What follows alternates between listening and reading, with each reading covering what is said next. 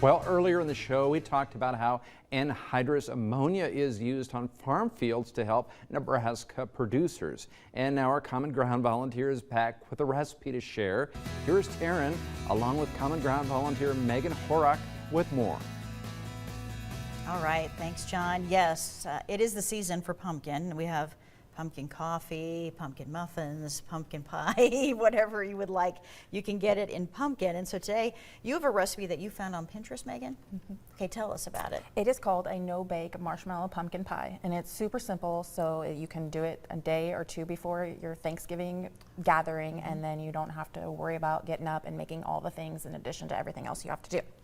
So all you're going to do is you're going to take a 10-ounce bag of marshmallows, and you can use large or mini. I prefer the mini because they melt better. Yes. And you're going to put that in a medium-sized saucepan, and you're going to take a cup of pumpkin. So not the whole can? Not the whole can, just a cup. It doesn't leave very much over, but you can make your own pumpkin cold foam if you want, or something like that. But make sure it's pumpkin and not the pumpkin pie mix. Okay. Then you're going to add a little bit of salt, half a teaspoon of pumpkin pie spice, a half teaspoon of ground cinnamon, and you're going to heat that all up and until it melts and it's all nice and creamy. And then you're going to put that in a mixing bowl after it's all melted, and you're going to let it sit for 30 minutes and cool down. Okay. And once that's done, then you're just going to take a whole tub of Cool Whip. Do you use the light or the regular? I'm using the original today, but you could use, the light or even the zero sugar. And then you're just going to mix that all up, and it's going to get in a lighter color like what this looks like. Okay. And you're going to put it in a pre-bought graham cracker crust. Make your own graham cracker crust. Make it gluten-free if you want to. And then you're going to put it in the fridge, and you're going to let it sit up overnight, like I said, up to 2 days, and it's done. You cut and serve. Have you made this before, Megan? I have not, so you're going to be my taste tester. I'm the one that's going to try it. Yeah. Okay.